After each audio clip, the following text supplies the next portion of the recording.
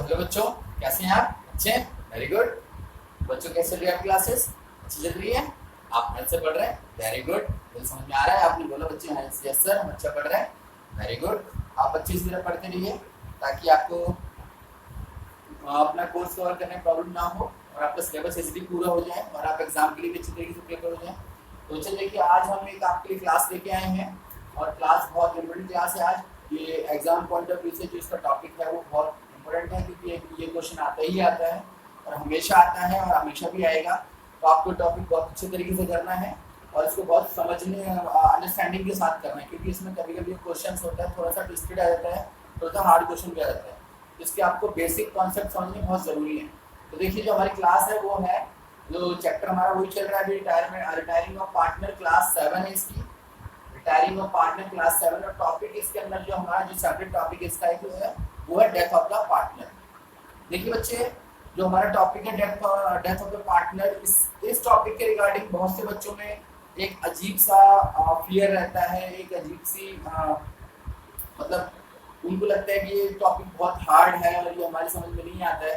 तो बच्चे ऐसा कुछ नहीं है, ये टॉपिक बहुत इजी टॉपिक है और ये आपने ऑलरेडी इसके भी क्वेश्चन आपने किए हुए हैं, बट इसको आप और अच्छी तरीके से आप कर पाएंगे। तो आज जो हम टॉपिक कवर कर रहे हैं वो हम कर रहे हैं डेथ ऑफ द पार्टनर और इसमें हम लोग जो अकाउंट आपको बनाएंगे वो आज यहाँ पर अकाउंट आप बनाना सीखेंगे, डिसीज्ड पार्टनर कैपिटल अकाउंट। कौन सा बच्चों? Deceased partner capital account. जो पार्टनर डेथ हो चुका होता है उसको हम बोलते हैं डिसीज्ड पार्टनर, तो हम उसका कैपिटल अकाउंट बनाएंगे। तो बच्चों बेसिकली हम इसका पहले फंडामेंटल सीख लेते हैं कि डेथ ऑफ द पार्टनर का मतलब क्या है और ये अकाउंट हम क्यों बनाते हैं और इसका मेन जो प्रोविजन क्या है। तो देखिए बच्चे, जो हमारा चैप्टर है death of the partner, sorry जो रिटायरमेंट, इसके अंदर जो हमारा डेथ ऑफ द पार्टनर है, जैसे आपने रिटायरमेंट के क्वेश्चंस करें, रिटायरमेंट में हमने क्या सीखा है कि रिटायरमेंट में एक partner end of the year या मिडिल ऑफ द ईयर तो कभी भी रिटायर हो सकता है। अगर वो रिटायर होता है तो जो भी उसकी अमाउंट बनती है, जो उसको मिलना चाहिए, चाहे वो उसके रिजर्व्स हो, चाहे वो एस्टिमेटेड प्रॉफिट्स हो, चाहे वो उसके कैपिटल हो, चाहे उसकी गुडविल, शेयर ऑफ गुडविल हो, चाहे प्रॉफिट एंड लॉस हो, कुछ भी हो, जो भी उसको मिलना है वो उसको मिलना चाहिए क्योंकि भाई वो फर्म अगर छोड़ के जा रहा है यानी वो रिटायर हो रहा है तो अपने बेनिफिट्स को लेके जाएगा। ठीक है, तो हमने ये सिचुएशन की थी जो हमने लास्ट वाले क्वेश्चन किए थे कि एक पार्टनर फर्म से रिटायर हो रहा है तो वो अपने जो उसके बेनिफिट्स है वो लेके जाएगा और जो भी उसकी रिगार्डिंग जो लायबिलिटी क्रिएट हो रही है या फिर जो लायबिलिटी बनती है उनको पे ऑफ करके जाएगा। यानी जो बेनिफिट्स है और जो लायबिलिटी पे ऑफ करनी है उनके जो बीच का जो नेट इफेक्ट आया वो उसको मिल जाएगा। सपोज करो 100 रुपीज को मिलने हैं और 20 रुपीज की लायबिलिटी बनती है तो नेट कितना बना? 80 रुपीज, यानी 80 रुपीज फॉर्म से मिल जाएगा। तो हमने ये किया अभी तक, हमने जो भी उसको किया दिया है उसको जो बेनिफिट्स दिए हैं हमने उसको बेनिफिट देके जो भी उसका बनता है वो सारे सारा उसको देके उसको हमने रिटायर कर दिया। तो देखिए रिटायर में क्या होता है, रिटायरमेंट में कभी कभी कि जो हमारा जो ईयर है वो कभी कभी फिक्स होता है, यानी 31 मार्च एंड या 31 दिसंबर जो उनका कैलेंडर ईयर है 31 दिसंबर। तो यहाँ पर थोड़ा सा हमारी कैलकुलेशंस होती है वो ईजी होती है क्योंकि रिटायरमेंट की डेट हम रिटायरमेंट की जो डेट होती है वो हम फिक्स कर सकते हैं क्योंकि वहाँ पर एक कम्युनिकेशन पॉसिबल होता है, वो अपने अकॉर्डिंग वो अकाउंट्स को सेटल कर सकते हैं। बट जब बात आती है डेथ की तो डेथ में कुछ चीज़ें पॉसिबल नहीं होती क्योंकि डेथ में no communication, no settlement, no date, क्योंकि बिकॉज जो डेथ होती है वो अनसर्टेन होती है, कभी भी किसी पार्टनर की डेथ हो सकती है। उस केस में क्या करें? देखिए ट्रीटमेंट दोनों का सेम है, वहां पर भी हमें एक पार्टनर का सेटलमेंट करना था, यानी जो पार्टनर की जो लायबिलिटीज बनती थी और जो उसके रिसीवेबल बनते थे वो सारे हमें देने थे। और अगर किसी पार्टनर की डेथ हो जाती है तो भी हमें वही प्रोसीजर अडॉप्ट करना पड़ता है, उसको भी हमें वही सारी चीजें देनी होती हैं जो उसके लिए जो उसकी बेनिफिशियल चीजें हैं वो देनी होती हैं और जो लायबिलिटी क्रिएट होती है वो उसको पेएबल होती है। ठीक है, बट यहाँ पर डिफरेंस ये होता है डेथ में कि जो पार्टनर है वो जिंदा नहीं है, is not know more, he is not alive, वो जिंदा नहीं है। तो उसके बिहाफ पे जो भी उसका जो एग्जीक्यूटर होता है, जिसको आप नॉमिनी भी बोल सकते हैं, जो भी उसका एग्जीक्यूटर होता है वो रिएक्ट करता है और वो रोल प्ले करता है और उसकी जो एग्जीक्यूटर है, मे बी उसकी वाइफ हो सकती है, मे बी तो कोई फैमिली मेंबर हो सकता है, अदर फैमिली मेंबर या कोई और मेंबर हो सकता है। तो जो भी उसका एग्जीक्यूटर है, तो जो भी उसका सेटल्ड अकाउंट अमाउंट है, जो भी उसको नेट अमाउंट जो सेटल अमाउंट मिलना है, वो किसको मिल जाता है, फिर वो उसके डिसीज पार्टनर को मिल जाता है, जो उसके एग्जीक्यूटर को मिल जाता है। तो जो एग्जीक्यूटर है उसका रोल यहाँ पे आता है। अब बात ये आती है कि हम डेथ के अंदर अमाउंट कैसे सेट करते हैं, कैसे सेटल करते हैं उसको। तो यहाँ पर थोड़ा सा कुछ डिफरेंस है, जो कि रिटायरमेंट की जो आपने जो अकाउंट बनाया पहले पार्टनर्स के अकाउंट से थोड़ा सा यहाँ पे डिफरेंस है। यहाँ पे कुछ चीजें हम टाइमली बेसिस पे बनाते हैं, क्योंकि देखिए उसने अभी पूरा अकाउंटिंग ईयर अपना कंप्लीट नहीं किया। अगर मिडिल ऑफ द ईयर कभी भी उसकी डेथ हो जाती है, तो जिस दिन तक वो जिंदा रहता है, यानी जिस दिन तक उसने कंपनी के अंदर या फॉर्म के अंदर अपने एफर्ट्स लगाए हैं, यानी जिस दिन तक उसने अपने हार्ड वर्क को या फिर अपने टाइम को कंट्रीब्यूट करा है, अपने एफर्ट्स को कंट्रीब्यूट करा है, हम उस डे तक के कुछ बेनिफिट्स देते हैं। यानी उसको फुल ईयर के बेनिफिट्स कुछ आइटम्स में नहीं मिलेंगे। जैसे आपका इंटरेस्ट ऑन ड्राइंग हो गया, इंटरेस्ट ऑन ड्राइंग तो बेनिफिट है भी नहीं है। जैसे आपका इंटरेस्ट ऑन कैपिटल हो गया, सैलरी हो गया, and profit and loss suspense account हो गया। तो इन चीजों में आपको जो उसके जो बेनिफिट्स हैं वो टाइमली मिलेंगे, जब तक कि वो अलाइव था, जब तक कि वो कंपनी में अपने एफर्ट्स दे रहा था। तो यहाँ पर कुछ चीजें हमारी डिफरेंस आती है। अब इसको हम वन बाय वन देखेंगे। सबसे पहले आप एक फॉर्मेट बनाओ ताकि आपको और अच्छे समझ में आ जाए। मैंने यहाँ पे डिसीज पार्टनर कैपिटल अकाउंट बनाया हुआ है, तो आप इस फॉर्मेट को फटाफट अपनी कॉपी और पेन से जल्दी से रेडी कर लीजिए। और इस क्लास में केवल इसका हम फंडामेंटल सीखेंगे, नेक्स्ट क्लास में इसका हम प्रैक्टिकल क्वेश्चन करेंगे ताकि आपको अच्छे से समझ में आ जाए। ठीक है बच्चे, तो अभी आप आ जाओ। सबसे पहले ये हमारा डेबिट साइड, ये हमारी क्रेडिट साइड। क्रेडिट साइड में पहले हम आइटम देख लेते हैं, क्योंकि आपने रिटायरमेंट बनाया हुआ है तो आपको इजी समझ में आ जाएगा।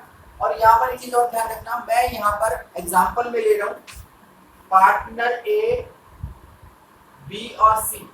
मैं यहाँ पे सी की डेथ कर रहा हूँ, सी पार्टनर की डेथ कर रहा हूँ, और ए और बी आपके रिमेनिंग या कंटिन्यूइंग पार्टनर है। ठीक है बच्चे, तो आपको ध्यान रखना है सी हमारा यहाँ पे डेथ कर रहा है और ए और बी आपके यहाँ पे पार्टनर, ताकि आपको इस इलस्ट्रेशन को इस एग्जांपल को समझने में प्रॉब्लम ना आए। तो देखिए बच्चों, सबसे पहले आप बैलेंस शीट लिखोगे, यानी capital of the disease partner, यानी जिस पार्टनर की ये जो अकाउंट हम बनाते हैं ना, ये अकाउंट केवल हम उस अकाउंट पार्टनर को बनाते हैं जिसकी डेथ हो रही है। ध्यान रखना, तो इसमें केवल उसी पार्टनर की इंफॉर्मेशन आएगी जिस पार्टनर की डेथ हो रही है, तो ये केवल उसके लिए। तो सिंगल अकाउंट बनता है यहाँ पे। तो यहाँ पर देखो, और जो एक क्वेश्चन है 6 मार्क्स का आता है बच्चे पेपर में, ध्यान रखना एग्जाम में आपके 6 मार्क्स का क्वेश्चन आएगा और यहाँ पर आपको सिंगल अकाउंट बनाना होता है। अब देखो यहाँ पे क्या क्या करना है आपको। सबसे पहले बैलेंस पीडी, यानी जो उसकी कैपिटल थी जो हमेशा हम देते हैं, कैपिटल हम देखेंगे। सबसे पहले सपोज करो सी की कैपिटल कितनी है जो बैलेंस शीट में गिवन होगी, तो सी की कैपिटल आप सबसे पहले यहाँ पे लिखोगे बैलेंस पीडी। इसके बाद ए और बी देखिए, मैंने यहाँ पे लिखा बाय ए's कैपिटल अकाउंट और बाय बी's कैपिटल अकाउंट। ये है share of goodwill of retiring partner in sacrificing ratio. इसको दोबारा रिपीट कर रहा हूँ, by A's capital by B's capital share of goodwill of retiring partner in sacrificing ratio. यानी जो भी आपका डेथ जिस पार्टनर की हो रही है, इसको रिटायरिंग नहीं, यहाँ पर इसको डेथ करो, डिसीज पार्टनर लिख रहे हैं यहाँ पे,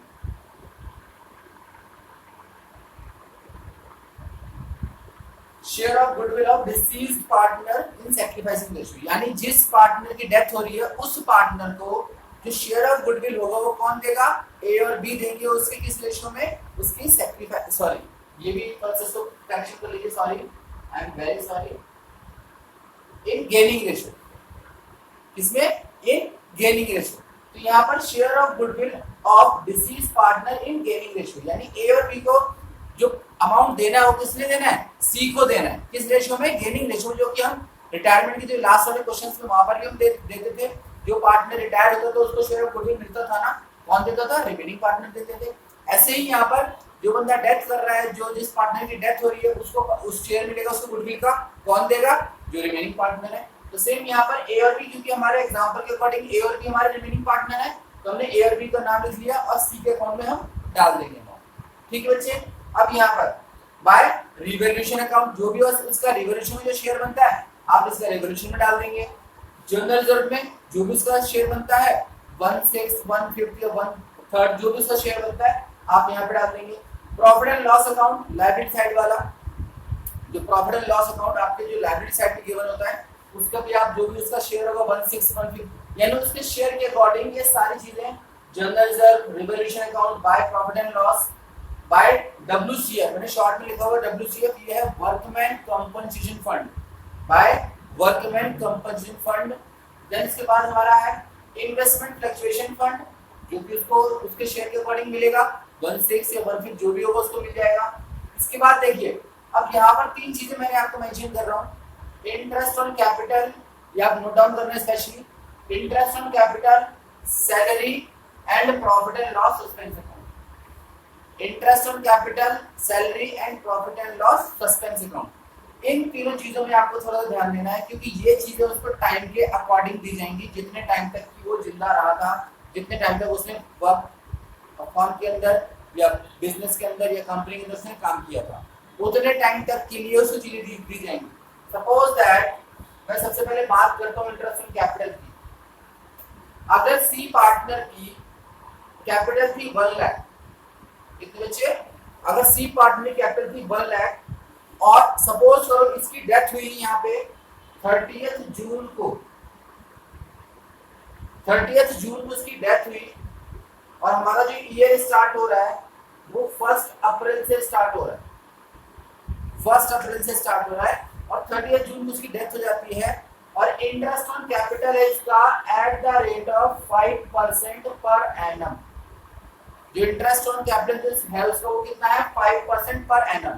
तो देखिए बच्चे हम इसका इंटरेस्ट ऑन कैपिटल कैसे निकालेंगे, 1 लाख इनटू 5/100 जो कि इसका रेट दे रखा है हमने 5% पर एनम इनटू, अब हम देखेंगे कितने दिन तक उसने कंट्रीब्यूशन दिया है, क्योंकि जून में उसकी डेथ हो गई है तो अप्रैल से मई और जून यानी कितने 3 मंथ्स का कंट्रीब्यूशन है उसका, अप्रैल मई और जून 3 मंथ्स का कंट्रीब्यूशन है। तो हम क्या करेंगे यहाँ पे 3/12, क्या करेंगे बच्चे 3/12। तो देखिए यहाँ पर जो कंट्रीब्यूशन यहाँ पर जो उसका बन गया कितना बना, इनटू वो बन रहा है इसका देखिए 1250, जो इसका जो इंटरेस्ट बन रहा है वो इसका बन रहा है 1250, यानी ये उसका आ गया 3 मंथ्स का इंटरेस्ट। ठीक है बच्चे, इस बार एक बार क्रॉस चेक कर लेते हैं।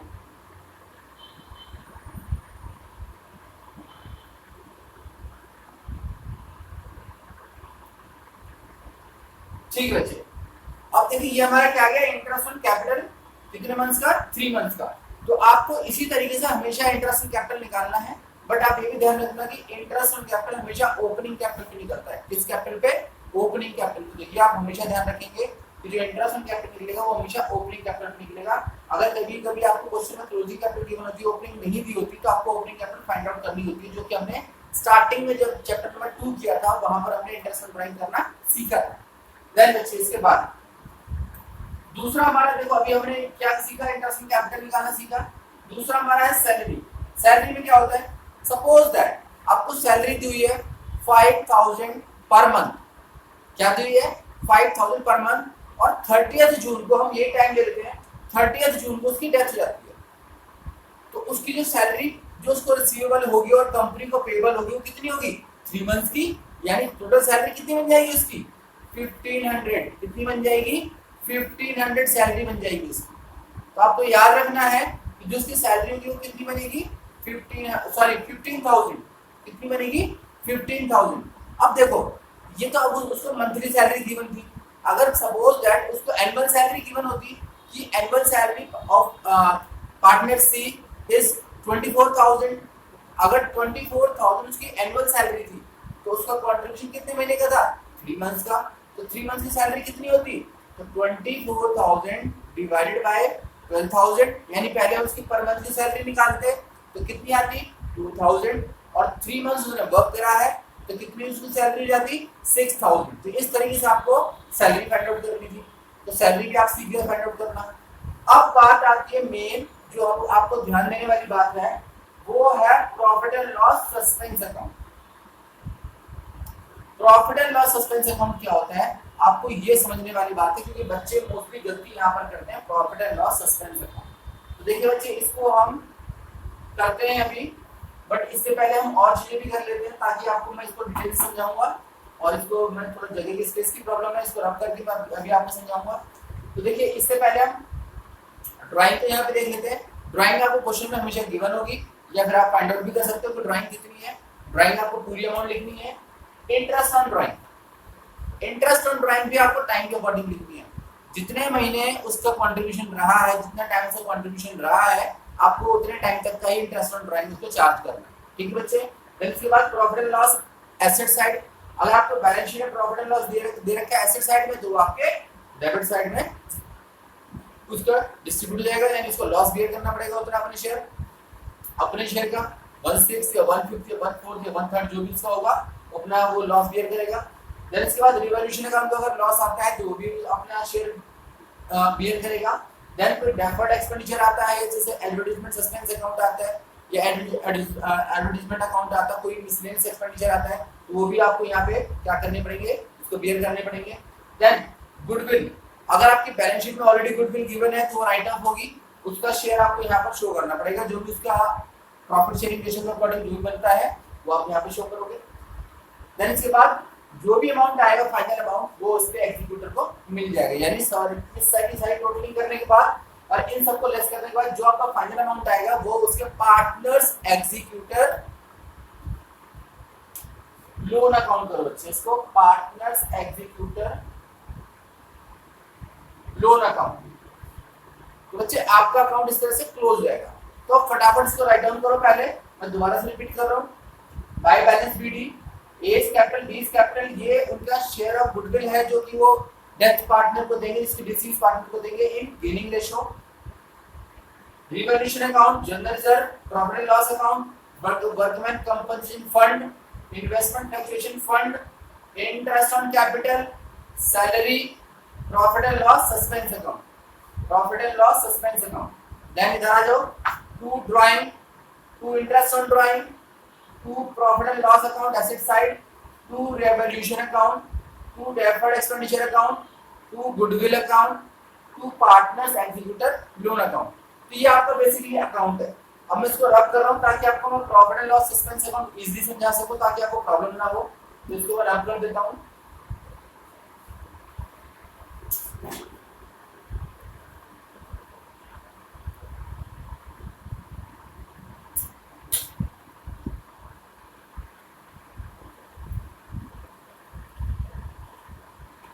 देखो बच्चों, जैसे कि हमने एग्जांपल लिया यहाँ पे कि भाई हमारा जो ईयर है वो शुरू होता है हमारा अप्रैल से, यानी 1 अप्रैल से हमारा ईयर शुरू होता है। सपोज करो 1 अप्रैल 2018 है, और जो हमारा ईयर एंड हो रहा है वो सपोज करो 31 मार्च 2019 का एंड हो रहा है। अब देखो यहाँ पे इस पार्टनर की डेथ हो रही है ना, वो इधर इस टाइम पे कहीं पे हो रही है, यानी मिडिल ऑफ द ईयर, यानी 30 जून को इसकी डेथ हो रही है।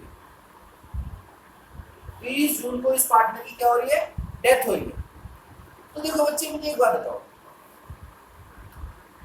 जब हम इस पर्टिकुलर ईयर का प्रॉफिट फाइंड आउट करेंगे तो वो किस डेट को फाइंड आउट करेंगे, क्लोजिंग टाइम पे, जब हमारी फर्म क्लोज होगी। हमारा इस डेट में सपोज करो प्रॉफिट आया 2 लाख का। हम ये मान के चलते हैं, अज्यूम कि भाई हमने जो प्रॉफिट अर्न करा 31 मार्च को 2019 को, और जो हमारा ईयर 18 और 19 का जो प्रॉफिट है, टोटल प्रॉफिट आया हमारा 2 लाख का। जबकि 30 जून को 30 जून को उस पार्टनर की, एक पार्टनर की, यानी पार्टनर सी की डेथ होगी। हमने जो यहाँ पे एग्जांपल है, सी पार्टनर की डेथ होगी। तो बच्चों आप मुझे एक बताओ, अगर पूरे साल का प्रॉफिट 2 लाख है, तो क्या इस प्रॉफिट का, यानी 2 लाख में जो प्रॉफिट है, इस प्रॉफिट में जो ये 3 मंथ्स हैं, यानी अप्रैल, मई और जून, क्या इन 3 मंथ्स में जो भी काम हुआ होगा उसको कंट्रीब्यूशन नहीं होगा इसके अंदर? मैं दोबारा रिपीट कर रहा हूं, जो प्रॉफिट हमने एंड ऑफ द ईयर जो हमने जनरेट करा, क्या इस प्रॉफिट के अंदर जो ये 3 मंथ्स काम हुआ होगा अप्रैल मई और जून, क्योंकि इस टाइम पे तो सीबी काम कर रहा था ना, सभी पार्टनर काम कर रहे थे, तो क्या इन 3 मंथ्स का कंट्रीब्यूशन होगा कि नहीं होगा? बिल्कुल होगा। आपने कहा सर बिल्कुल होगा, क्यों नहीं होगा? मैं आपकी बात समझ रहा हूँ, आपने बोला बिल्कुल, मैं भी आपसे एग्री करता हूँ, बिल्कुल होगा। तो अगर इन 3 मंथ्स का कंट्रीब्यूशन यहाँ पे होगा, तो इन 3 मंथ्स में तो भाई सी ने भी काम किया है ना, तो क्या इस प्रॉफिट में सी का शेयर नहीं बनता? कितने महीने का? 3 मंथ्स का, क्योंकि उसने 3 महीने काम किया है।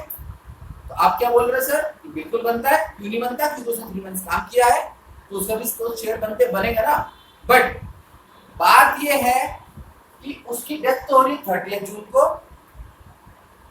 उसकी डेथ कब हो रही है? 30 जून को। हम अकाउंट कब सेटल कर रहे हैं? 30 जून को।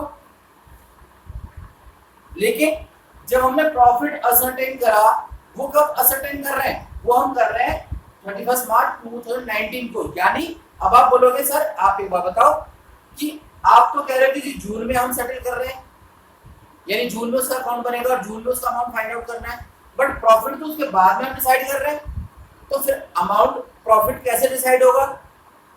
तो बच्चे देखो, उस चीज के लिए हम क्या करते हैं कि हम इस वाले प्रॉफिट को कंसीडर नहीं करते, क्योंकि हमें तो ये प्रॉफिट तो अभी कम से कम 9 महीने पड़े, 9 महीने बाद इस प्रॉफिट का पता चलेगा, बट हमें तो सेटल इसको अभी करना है, क्योंकि इसको तो इसकी फैमिली जो भी होगा उसको रिक्वायरमेंट अभी है, तो उसको तो अभी सेटल करना है। तो हम क्या करेंगे बच्चे कि इसको सॉल्व करने के लिए हम आगे आने वाले प्रॉफिट को कंसीडर नहीं करेंगे।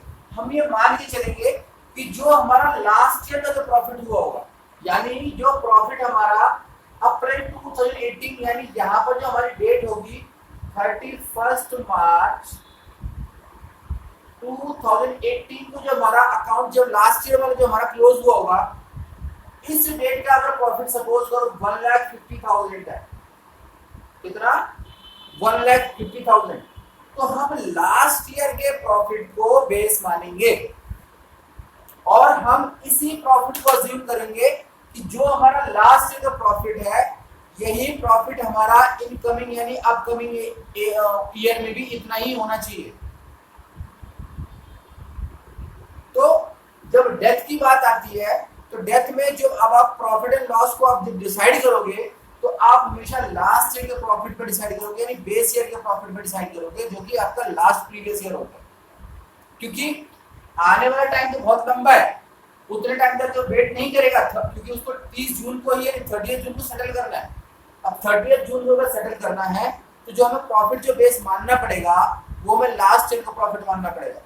अब देखो बच्चे हम क्या करते हैं, अब अगर हमारा प्रॉफिट है 1,50,000 लास्ट ईयर का, तो बच्चे देखिए हमें क्या करना है, कितने मंथ्स अब निकालना है कंट्रीब्यूशन इसका? 3 मंथ्स का।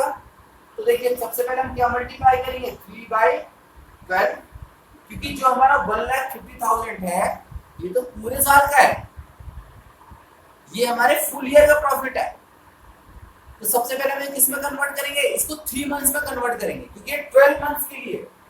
तो आप इसको पहले क्या करोगे? 3/12 से क्या करोगे? मल्टीप्लाई करोगे। देन उसके बाद फिर हम क्या करेंगे? पार्टनर का शेयर निकालेंगे, किसका? जो डिसीज जिसकी डेथ हो गई है, क्योंकि 3 मंथ्स का भी जो हमारा आ रहा है प्रॉफिट, वो किसका है? वो तो फर्म का है ना, उसमें ए भी है, बी भी है और सी भी है। सपोज करो हमने यहाँ पे रेशियो माना 3:2:1, ये हमने क्या मान लिया? रेशियो मान लिया। तो सी का शेयर कितना बन गया? 1/6। कितना बन गया? 1/6। तो देखिए यहाँ पर अमाउंट कितना बना? 1,50,000 इंटू बाय 3 डिवाइडेड बाय 72, यानी ये आपका आ रहा है 6,250, यानी 6,250। तो जो आपका profit and loss suspense account के सामने जो अमाउंट आएगा, वो आपका आएगा 6,250। तो बच्चे ये आपको समझ में आ गया? आपको इस तरीके से profit and loss suspense account निकालना है, और इसका मतलब ये होता है जो मैंने आपको समझाया है क्योंकि बच्चे इसमें बहुत कंफ्यूज रहते हैं कि सर कभी कभी इसमें क्या होता है, बैलेंस शीट में भी आपको प्रॉफिट एंड लॉस गिवन होता है और नीचे भी आपको प्रॉफिट एंड लॉस सस्पेंस निकालना होता है, तो आप कंफ्यूज जाते हो कि ये दोनों प्रॉफिट एंड लॉस हैं क्या। तो वो जो प्रॉफिट एंड लॉस वो अलग है और प्रॉफिट एंड लॉस सस्पेंस अलग है। सस्पेंस हम निकालते हैं प्रीवियस ईयर के प्रॉफिट को बेस माना जाता है और उसके जितने टाइम तक वो जिंदा रहा था उतने टाइम तक का प्रॉफिट निकालने के बाद उसका शेयर निकाल देते हैं। तो इस तरीके से हमारा profit and loss suspense account निकल जाता है। तो बच्चे उम्मीद करता हूँ आपको आज के टॉपिक समझ में आ गया होगा और आप इसको अच्छे तरीके से करेंगे।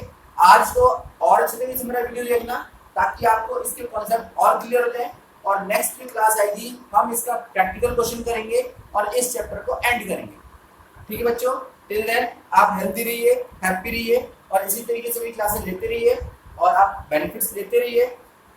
और कोई भी अगर आपको सजेशन देना है तो मेरे कमेंट बॉक्स में आप डाल सकते हैं और इसी तरीके से आप मेरे साथ बने रहिए। हम एक दूसरे से हमेशा अटैच रहेंगे और मैं आपके लिए हमेशा अच्छी से क्लास लाता रहूंगा। तो ठीक है बच्चे, till then bye, take care and have a nice day. Thank you so much.